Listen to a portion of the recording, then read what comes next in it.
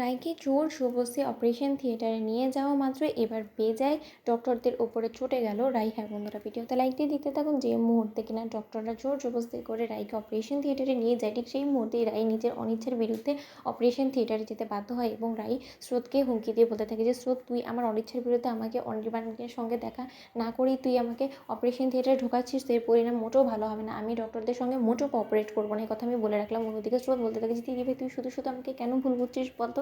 তুই তো চাইলেই অনির্বাণ দাদা ভাইয়ের সঙ্গে বাইরে এলেও তো দেখা করতে পারবি, তাই না? একবার তুই শুধু তোর সন্তানটাকে পৃথিবীর আলো দেখা, তারপরে তুই দেখ, তুই অপারেশন থিয়েটারে থাকাকালীনই অনির্বাণ দাদাভাই ছুটে আসবে এবং অনির্বাণ দাদাভাইকে তুই ওটি থেকে বের হওয়া মাত্রই দেখতে পারবি। এই আমার কথা রইল তোর কাছে। যদি আমি এই কথা না রাখতে পারি, তাহলে আমি আর আমার এই মুখ কোনোদিনও তোকে দেখাবো না। অন্যদিকে যখন অনির্বাণ নিজের টায়ার পাংচারের সারাতে গিয়ে এক পর্যায়ে নাজেহাল অবস্থা হয়ে যায়, ঠিক সেই মুহূর্তে অনির্বাণ হাতে পায়ে ধরে সেই গ্যারেজের লোককে বলতে থাকে যে দেখো ভাই, তোমার যত টাকা নেওয়ার তুমি নিয়ে নাও, কিন্তু তার পরিবর্তে তুমি যত শীঘ্রই সম্ভব প্লিজ আমার টায়ার পাংচারটা তুমি সারিয়ে দাও, কারণ আমাকে যত শীঘ্রই সম্ভব আমাকে হসপিটালে ছুটতে হবে, কারণ আমার ওয়াইফের ডেলিভারি রুমে লেবার পেইন নিয়ে জুটছে। অন্যদিকে কথা বলা মাত্রই যখন অনির্বাণের গাড়ির সমস্যাটা তাড়াতাড়ি তারা সারিয়ে দেয়, ঠিক সেই মুহূর্তে অনির্বাণ যখন আবারও শহরের উদ্দেশ্যে রওনা হয়, অন্যদিকে রায়ের যখন লিভার পেনে জুঝতে থাকে এবং রায় অবশেষে যখন হাল ছেড়ে দেয়, ঠিক সেই মুহূর্তে ডক্টর বলতে থাকে যে এরকম করে রায় হাল ছেড়ে দিলে কিন্তু কোনো মতেই চলবে না, তোমাকে ফাইট করতে হবে এবং তুমি ধরে নাও যে তোমার স্বামী বাইরে আছে এবং তোমার স্বামী আপ্রাণ প্রার্থনা করছে ঈশ্বরের কাছে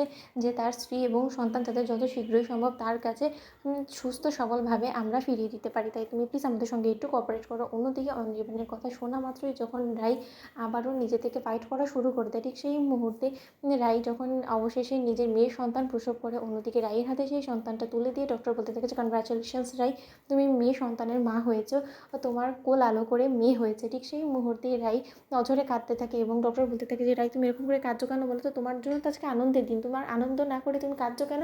অন্যদিকে অনির্বাণের কথা মনে করে রাই বলতে থাকে যে আমার স্বামী কি এখনও আসেনি? অন্যদিকে ডক্টররা যখন অবশেষে অনির্বাণের সন্তানকে নিয়ে বের হয় ওটির বাইরে, ঠিক সেই মুহূর্তে যখন কিনা বিক্রম হাত বাড়িয়ে রাইয়ের সন্তানকে নিতে নেয় প্রথমবার, ঠিক সেই সময় অনির্বাণ দুম করেই সেখানে এসে উপস্থিত হয়েছে এবং বলতে থাকে যে দাঁড়াও বিক্রম, সন্তানের বাবা সন্তানকে প্রথমে নেবে, তারপরে অন্য কেউ, কারণ ওর উপরে সর্বপ্রথম অধিকার আমারই আছে। অন্যদিকে সকলে অনির্বাণকে দেখে সেখানে চমকে ওঠে এবং ডক্টররা বলতে থাকে যে আপনার কথা আপনার ওয়াইফ জিজ্ঞেস করছিল, অবশেষে যে আপনি আসতে পেরেছেন সেটাই অনেক।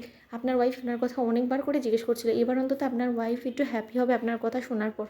অন্যদিকে অনির্বাণ নিজের সন্তানকে প্রথমবারের মতন কোলে নিয়ে ইমোশনাল হয়ে কাঁদতে থাকে এবং স্রোত বলতে থাকে যে অনির্বাণ দেখো না, এত ইমোশনাল হয়ে কাঁদছো কেন বলো তো? তোমার সন্তান তোমার কোলে, তোমার সেই জিনিসটা বিশ্বাস হচ্ছে না? অন্যদিকে অনির্বাণ বলতে থাকে যে সত্যি আমার এখনও পর্যন্ত বিশ্বাস হচ্ছে না যে রাই অবশেষে আমার সন্তানকে আমার হাতে তুলে দিয়েছে। তো বন্ধুরা, ভিডিওটি ভালো লেগে থাকলে লাইক কমেন্ট শেয়ার করে সাবস্ক্রাইব করতে ভুলো না।